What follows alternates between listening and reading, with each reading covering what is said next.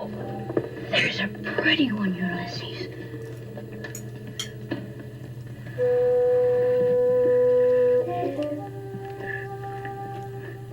There it is. Nyambura from Nairobi, Kenya is back. Nyambura, hello. Hi, how are you? I'm fantastic because I'm talking to you. Nyambura is a fabulously literary personage in Kenya. They have a podcast called 100 on Books, right? 100 on Books. And they also have a new newsletter, Substack thing that's a growing concern. So tell us about those two, Nyambura. I'll start with the podcast since it's older. My most recent episode features the wonderful Disha Filio, author of The Secret Lives of Church Ladies, in conversation with one of Kenya's leading writers, Dinda Kioko, whose novel should be out sometime in the near future, or short story should be out in the near future. So look out for that.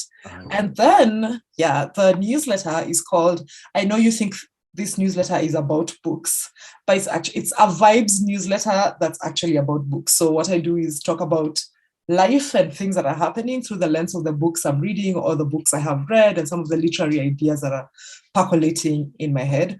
It goes out every Monday and you can find it at 100onbooks.substack.com. And thanks for letting me talk about them, Sean. Put a link to all that good stuff in the show notes. And when is your novel or short story collection coming out? I'm sorry, what? I suddenly can't hear you. I think it's a bad internet connection. Next question. I will take you off the spot that I put you on and Thank you. Announce that we're actually here to talk about another book from Kenya that sounds really fascinating. It is called The House of Rust, and the author is Khadija Abdalla Bajaber. And you read it, you loved it, and tell us about it. And I'm really excited to hear more about it.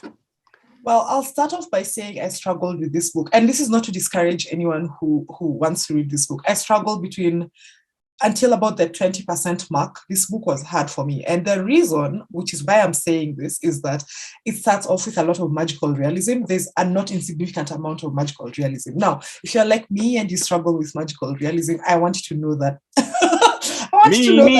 Me. I already feel better knowing that you struggle with it and you like the novel. So please keep going along that line. Yes, and so the thing is, it's not a tough slog, but it's a sort of thing where you have to say, I know how I feel about magical realism, let me keep going with it. I just wanted to get that out of the way, a bit of a disclaimer. So no one says, Nyambura said the book was good, but they didn't say that it starts off with magical realism. I'm letting you know, they are talking cats and they're talking fish in this book, okay? And people are going into like the multiple depths of the ocean and all of that stuff. Imagine fantasy, magical realism. And those things were not necessarily your thing, and you still liked it. So that's a very good to know. Please continue. Yeah. The concept of the story is that Aisha's father, Aisha is the main character, her dad has disappeared. He's a fisherman and he's disappeared out at sea. And now, again, some context says that it's set in Mombasa, and it's set in a Muslim family. So obviously there isn't going to be this 10-day wait or whatever. People would traditionally be buried by sunset or by sunset the next day, depending. And so they're planning to have a sort of ceremony to mark his death, essentially like the cultural equivalent of being declared legally dead, if you're coming from a certain sort of context. But she's convinced that her father is not dead. So she embarks on this mission to find him, helped by a cat in the neighborhood who she usually feeds. And then when the cat just suddenly starts speaking and says, hey, I'll help you. And so can I don't know if you can see my face as I say this, but the cat said anyway. And so the cat links her up with these 3 different entities in the sea who then slowly help her get closer to figuring out what happened to her father and whether her father is still alive. I don't want to spoil it. But there are other things happening also, which made the book really interesting, away from her finding her father, which is that, for instance, there's a boy in the neighborhood who'd like to marry her, who she's not intent on. And I was telling Sean earlier that I've been telling this to all my queer friends. I read that book as a queer book, and nobody will argue with me. Aisha is a lesbian, okay? Or she's like asexual. She's definitely somewhere along the what the people are calling the LGBTQIA plus spectrum. I'm so exhausted just saying it all because it's an alphabet stew. There'll be more letters for us this time next year. But she's somewhere along that, because the way, for instance, there's this moment where her grandmother discovers that, this is not even a spoiler because honestly, this book cannot be spoiled, that she has like a doppelganger that's been standing in, not even a doppelganger, I don't know what the word is, but like a spirit self that's been helping her grandmother in the house and all of those things. And the grandmother knows it's not her when that self agrees to wear a dress, which is something she would never do. She's essentially gender non-conforming. Wow. Maybe she's trans. That's not what we're going to discuss here, because those things were important to your reading, and probably I would think similar thoughts as I was reading. So yes. Oh yeah, for sure. Should we say anything more about her culture? Because I didn't know about this culture or this ethnic group. She is Hadrami. Yeah, so the context here is that at the Kenyan coasts, traditionally the coasts interacted a lot with the Middle East, what we now call MENA. Your Yemen, Qatar, Oman, and so on and so forth. And so there's some groups that stayed here that went back and so on. And so like everybody might be an Arab, but they are a different sort of Arab or a different sort of Swahili and so on. And that's part of where that group comes from. So honestly, I didn't see the significance of it, if I'm going to be honest. Because for me, what it was mostly was like a seafarer story that had to do with being out in water, and like also like these ideas of desire that animate a lot of the book. Her father has a great desire to be in the water, to provide for his family by fishing. He even forms this relationship with one of the beings she meets in the water to essentially be able to get as much fish as he can, and so on. It's really like a family tale, a story of love and adventure and misadventure also, to be honest. And when I say love, I also mean that there's another man who is in love with her grandmother, and that's a nice little subplot. I love books where old people fall in love or experience love or something, because we don't see enough of those. I love older characters in my fiction too, whether they're romance or not, but certainly, I think they usually get short shrift, especially older female characters. So yes. Without spoiling the book, can you tell, because I was nervous about the magical realism, can you say what kind of pulled you past that reservation about it and made you really, really enjoy this book? So the cat speaks for a while, as I said, but I love stories that have some adventure, and around that 17-20% mark, they go out into the ocean. And I figured even if the cat kept speaking, we'd have to be told something about what was happening while they were at sea.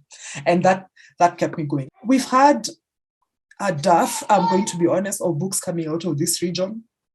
So especially from Kenya, Ugandans, with Jennifer Nansumbuga Makumbi, for instance, she's been publishing quite a number of books, but there seems to be nothing coming out of here. So, and that's been part of the conversation around this book, like not just from Grey Wolf's End, but also from us. Like when it was launched, for instance, it was a big event, bookshops in Nairobi, in Mombasa, and all of that stuff. And there's another Kenyan writer whose book is coming out this year. Her name is Okwiri Oduor. She's won the Kane Prize in the past. And so we're also really looking forward to that, because that'll be, two big Kenyan books back to back. Awesome. I think that's it. We're in heaven. We've ascended, so. Awesome. I think my last question is the title. Is it a spoiler to talk about why the book is called The House of Rust? It's actually not a spoiler. I can talk about it, because The House of Rust is a site in which like half of the experiences in the book are explained, and we never see what happens in The House of Rust. So if anybody is listening, I'm waiting for the sequel so that we know what happens in The House of Rust. Okay, very interesting. Nyambura, thank you so much. You are awesome. Thank you. Just freaking awesome, I have to say. You'll come back? Yeah. But, I know that every time you do this to butter me up so I can go back to BookTube. I'm here again with Ericka from Baton Rouge. Ericka, welcome back. Thank you so much for having me, Sean. And you're having a whole panoply of Japanese whiskey there. Yeah, a little bit. I picked out the Kayo. I guess hope I'm saying that right, but that's what I went with today. Yeah. And did it go down smooth? That's lovely. Very nice. Which one is the more premium, expensive one? I don't even remember. I don't buy expensive things for whiskey, so they're probably all just rot gut as far as I know, but tastes good to me. Rot gut. Tastes good to me. I wonder how you say rot gut in Japanese. We are actually here to talk about a novel, and this one's coming out March 3rd, somewhere in the world, and you had an advanced copy in it. It is called Our Wives Under the Sea by Julia Armfield, who is a London-based author, and this sounds fabulous, and look at that cover. Yeah, that's what really caught my eye. It was so fascinating. Tell us about it. So it's about two women. I believe they're married or soon to be. I can't recall. One of the women, Miri, is our landlubber in the apartment, while her wife, Leah, went on an excursion in submarine for research. And Leah was gone a lot longer than anticipated. And Mary thought for a while that she was dead. And then Leah returns from this deep sea research expedition, and she's not the same. Okay. So how long was she gone? 6 weeks, 2 months, something like that. I can't really remember. Oh, okay. And she was supposed to be gone for a fraction of that. Right. Okay. So something happened down there at the bottom of the sea in the submarine, and Mary doesn't know what happened, and Leah can't really articulate it. And Leah starts acting really weird. And so Mary is dealing with Leah becoming a person she doesn't really know anymore. Mm-hmm. And so the whole book is really about grief. A very unusual, complicated kind of grief, because the person's still there, but different. The person's still there, but it's not the person you no longer are in love with, or the person that you knew. And so Leah gets a little weird, and it's not a spoiler to say she feels this affinity for the ocean, and she wants to be back in the water. And so she wants to stay in the bathtub all the time, and all she'll eat is salt. And it's very strange. So it's kind of supernatural, almost magical realism at times, very weird. The writing is really ethereal. It's romantic, but it's kind of dark. It does get a little gory just with the physical transformation of Leah. So a few things you've said scare me about this book, because I'm not much of a magical realism reader, nor am I into kind of gory stuff. So to calm me down, Ericka, do you felt that there was a balance between that stuff and the emotional component, the realistic emotional part definitely. Of it? Oh, yeah. It's a tender story. It's really about love and grief. I thought it was kind of like Otessa Moshfegh. Am I saying her name right? Yes. Although I do not care for her at all. I wish she would use her powers for good instead of boring. But sorry, probably pissing people off there. But her writing is very good. So just the setting of the book, the writing, the sort of introspective, everything takes place in an enclosed space, kind of claustrophobic feeling you get from her work is definitely similar here with this book. Really interesting. This is her debut novel. She had a short story collection come out a couple years ago called Salt Slow, which I don't know anything about. And is it a spoiler to explain why the word wives is plural rather than singular? Why is it not my wife under the sea? Our wives under the sea. That's a good question. I don't know if it's probably metaphorical. Oh, okay. And it might I don't know. I didn't really think about that, Sean. You've stumped me. That's given me food for thought. My day job is correcting people that make mistakes about single and plural, so I noticed it right away. Our wives. How many wives does Miri have under the sea? There were other people on the expedition, and other things happened to them. Okay. But I think it's just a metaphor for how Mary was back on land, I think, because she was so overwhelmed with dealing with Leah. So another one of my friends didn't like it, and she said she completely forgot about it as soon as she finished it. But it has stuck with you. You read it in mid-January. Oh, yeah. Yeah. I would definitely read more by the author. So Yeah. I'm sorry if you hear howling. I have a blind cat and she gets lost and then she starts to howl. You got some weird stuff going on at your house. Yeah, parakeets are being loud, so there we go. Okay. And is it a spoiler to talk about this weird organization called the Center? No. So the Center, that's the organization that sent Leah down in the submarine. And there were some loose ends in the book that weren't tied up. I'm willing to overlook that just because I was more interested in the personal story between Leah and Mary. But the Center sent her on this weird submarine expedition. They're never explained. It reminds me of like The Game, that old Michael Douglas movie. It was like Mary tries to find where the Center is and it's gone. And I don't know. It just, that part wasn't what held. It was kind of weird and not really explained, but you kind of got to go with it. And for a certain kind of reader, that's immaterial. You know, you're one of those kind of readers. Sometimes. Sometimes. Yeah. Sometimes I don't forgive, but this time it worked. So it worked. Well, I'm still nervous about it, but I will definitely be giving it a try thanks to your review. It's sad. It's sad. But I like that. Yeah, I like sad books. I'm not sure about the supernatural part, but we're going to give it a go. So, Ericka, thank you so much. Absolutely. Thank you for having me. I would say I'm looking forward to you coming back, but I actually know you're coming back very soon. So, thank you. Sure thing. I'm here for another bite-sized chat with one of my very most favorite guests. She's showing up on my channel for this occasion and that occasion, and any occasion is a special occasion when Alina is here from Rotterdam. Alina, welcome back. Hi, Sean. Thank you for having me back. And you're here to tell me about a novel that I've never heard of from a country where I recently read another novel by a female author. The country is Guyana, and this one is Whole of a Morning Sky by Grace Nichols. When was it? Maybe 1995 originally? No, that's the origin of Virago. I looked it up. It was in 86. 1986. All right. And please tell me all about it.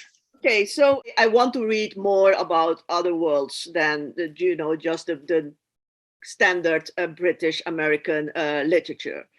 I saw somewhere else, I think Britta mentioned this person as a poet. She had just read a poetry collection. Oh, that doesn't sound like Britta, but anyway, okay. No, I think she had to do it for one of those challenges she's doing. And I'm not into poetry. I never understand poetry. Usually, I mean, it's not something I would get. But I thought Guyana, I've never read anything about Guyana. So I went and looked at the name and I found this, which is her only novel for adults. I read it on my ebook or on my iPad because I don't know if it's very easily available as a physical book. Physical book. So what's the opening premise? It's about a family. It's very important in Guyana to say that they are a Black family because that's one of the things that happens in the book, the struggle between the East Indians and the Creole Black population.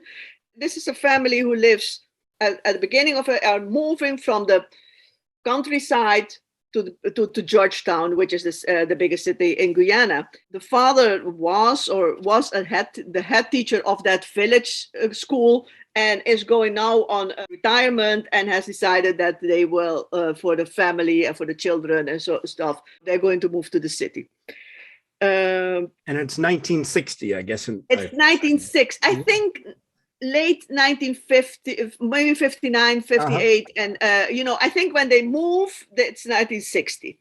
So they go and it has two narratives, let's put it, and not because they have two timelines, but because in very short paragraphs, you hear the voice of one of the daughters of this man, who is at that time around 10, which is the same age Grace Nichols would have been in 1960. So you see, and the girl is much more into, I'm going to miss the highlands because I can't take the mangoes and I can't go fishing and, stuff like that. And the parents are much more moving away because of new opportunities. But when they move to the city, the girl finds everything interesting as she found the countryside. So she's running around, but it's more about Guyanese, which was in those days still British Guyana, because independence had not happened yet. And that's part of the struggle. It's about the community, the society, the role of politics in the city and international politics. I mean, in 1960, so Cuba had just had her revolution. And so the Americas were full of fear from the CIA, for example, for communism, and we are going to stop this, you know. And it plays a role, not explicitly, but it plays a role. At the same time, it's also about the life. I mean, the father, the head teacher, he's the darkest, I think, of the family. Skin tone is the darkest. He's darkest, yes. He's also much older than his wife. I mean, he was somewhere in his 30s when he married her, and she was 18. They have 3 children, 2 young children, this Jam, the one we hear her voice, a boy who is called Anthony, and Dinah, who is a bit older. And when they arrived at Georgetown, she is about 18 or 19. And the children are like 10, 11 or something like that. The head teacher, who is called Archie, he is very uptight at the same time, lower middle class who grew up, you know, and has also much of rigid rules and discipline, being quiet and, you know, things like that. So he bought a house in Georgetown and he thinks he's got a perfect house. And he realized he is the front of a tenement yard. So there are lots of people living behind him in small, a kind of a shantytown kind of thing, which are very noisy, all the time playing music or fighting or being. That gets on his nerve. Sure. So it sounds to me like one of the main narrators is the 10-year-old daughter. Yeah. She only moves from the countryside or a small town into Georgetown, which is the capital of Guyana. Yeah. About 1959 or 1960.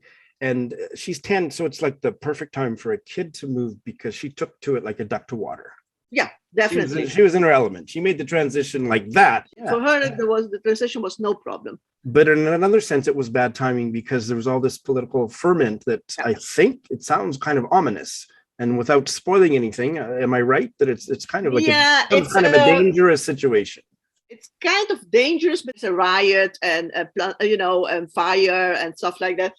And even at that moment, the parents are scared, the whole community is scared, but the children are just watching the fire, you know, and wow, okay, until it ends quite tragically. Not for the family, by the way. The family, they are more like the ones who tell the story, but it's not definitely impacting them. Yeah, it is impacting them. You know what I mean? They are more witnessing. Yes, exactly. And for me, I mean, I grew up also in the Caribbean, and I grew up on a small island on the coast of Venezuela. I grew up in Curacao, coming from Cuba, by the way. So if you want to have I was born in Cuba. My parents left Cuba because of the revolution and came to the small island of Curacao. So I grew up over there, and in certain ways, some of the feelings of unrest, uprootedness. Yes, and you know what? You always felt that it was around. And when about 10 years later than this book, at Curacao, we had a big riot with a lot of fire. I mean, all inner city was burned, and plundering and stuff like that. So when I read this, I found myself feeling this very much. Right. At the same time, what I found interesting in the story was that although it was still a colony and it was ruled by Britain, the white group doesn't play any role in this story. The struggle is between the East Indians and the blacks of Guyana, and a very small and not very is what they call the Portuguese.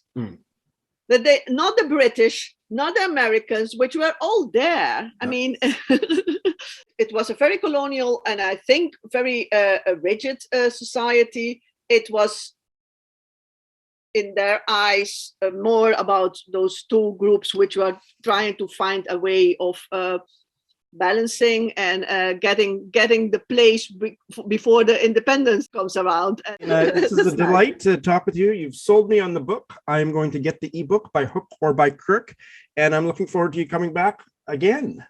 Yes, I will look forward to that too. Trish is back. Trish from Litsy and also from Liverpool. I don't know which of those is more important to her identity, but we'll ask her that later. Welcome back, Trish. Thank you, Sean. Nice to see you again. Nice to see you. And you have recently read a really interesting sounding book with quite a catch of a title. No One Round Here Reads Tolstoy by Mark Hodkinson. Please tell us about it. Right. Okay. So there's a little preview of the book. Yeah. So this is a very relatable book to myself. So the subtitle of it is Memoirs of a Working Class Reader. So Mark's a couple of years older than me, but not much. We are in the same generation and grew up in the northwest of England, in and around Manchester and Rochdale, in working class area that very much relates to my own upbringing. Anybody that knows anything about the geography of the UK will know that Liverpool and Manchester have a massive rivalry. So me saying that I have anything in common with anybody from Manchester is quite funny, but we do. Your secret is safe with me, Trish. Yeah. There's a lot of background. There's a lot of things in here that resonated with my upbringing, my school years, politics, music, books. The one thing we specifically don't have in common is he mentions that there's only one book in his house, that his dad, for some reason, cut a token out of a newspaper and sent away for it, and that became the book that was in the house. It was about folklore and myths of Britain. Okay. And it was kept on the top of a shelf in the house, and you were allowed to read it. You were watched while you read it. And he has a lovely little story about it, which it's out of print now, but he has seen it occasionally in collector's item, and he's instantly transported back to the table in the kitchen of the house where he's allowed to read the book occasionally. Wow. So he's a massive book reader, and he gets his books in libraries, and then when he starts earning some money on paper rounds, he starts spending his money in secondhand bookshops and things. And the family and the wider family and his friends are all like, "What are you reading for? What's that? Who are you?" And there's a statement I can totally relate to about ideas above your station, which when you've been brought up in a very working class background and you think about aims and ambitions that are seen as beyond your station, it's a one of those statements that's used to bring you back down to earth. Don't be silly. So he starts amassing all these books. And he's a true book lover in the sense that he has no direction. So school doesn't give him any direction. There's no one in the family to tell him what to read. And he just reads everything. He literally talks about the books that he picks from the library. He has no idea what the classics are. He has no idea of what he should be reading or shouldn't be reading. He basically just picks books. And it's his description of finding all those books and sometimes finding the classics, sometimes liking them. He doesn't have any prejudices of what I should like or what I shouldn't. And it's really lovely to read that. He develops his own, what I like. And then one day he sees a copy of Salinger's book for £1.25 on a market stall. And he buys this book and he says himself it changes his life. Catcher in the Rye. Catcher in the Rye, yeah. Yeah. And he says he reads it overnight and it changes his life. And he's actually written a biography of Salinger and he's done a documentary and various things. He just becomes totally immersed in the Salinger myth and books and so on. And he talks about that. So that's really the power of how this changed me. It speaks to you whether you like the book or not. You can feel his love of what that did for him at that age. So that I really liked that bit. And the little chat we had before about packing up your books. Yes. At one point, he's moving house. It's a very working class thing. If you live in these terraced houses and these streets, you basically move 3 streets away when you move out of your mum and dad's house. You move 3 streets. So no one has a moving van. It's the 1970s and 1980s. No one has a moving van. Everyone pitches in, takes things round. And they're moving all the stuff on this particular day. And he's got thousands of books. So they're all in boxes and everyone's carrying them round and everyone's going, Mark, all these books, what are these? So he takes them round and then he's packing the last things. They haven't got the key to the new house because there's been a last minute mix up and all the rest of it. And they're waiting for the keys. So all his stuff's on the lawn and it starts raining. Oh no, you're giving me chills. So obviously he's in a mad panic. He's in the other house getting the last bits and pieces and it starts to hear the rain and he's like, my books, and he's running down the streets to the new house. Thankfully, his family and friends, obviously realising what the books mean to him, have asked a neighbour if they can put all these boxes of books in their house, and they're moving all these boxes of books to protect them all. So it's like a mini horror story, obviously, for all us book lovers. We're all like thinking of all, and it always rains. It always rains in Britain, so you can rest assured that it would rain when your books are on the lawn. So I'm not sure. I think book lovers will absolutely buy into his story about books. Anybody of my age, of this era, from a working class background, will buy into the upbringing, the schools, the music, what it felt like to be in that community that you loved, but also that community that could be slightly claustrophobic and sometimes limited your ambitions. Will find that bit. I don't know how much that translates out of area and place, so that would be my only thing there. If you did not grow up in one of these areas, would you be able to relate to that, or would you just be able to read it as a historical social commentary? Well, it'd be interesting to check some of the Goodreads reviews or Litsy reviews to see how that kind of tracks. But I assume that he eventually gets around to, even though nobody else around him does, that he eventually gets around to reading Tolstoy? He does. He reads literally a bit of everything. And I think he does have one friend who he meets in his teens who also reads books. So it becomes a bit of a revelation to him and they start swapping books. The friend is from a big house that has books in the house.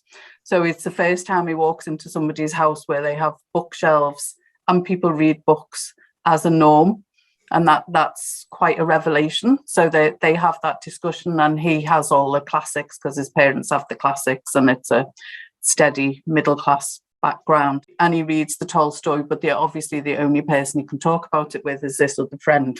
Yeah, absolutely. His life now, he's obviously an author, but he's a journalist, and he also owns a small publishing house. So his life is obviously books, and that love just comes through everything. That sounds fantastic. So it's really a book for book lovers. Yeah, definitely. Well, I'm sold, Trish. Thank you so much. Thank you.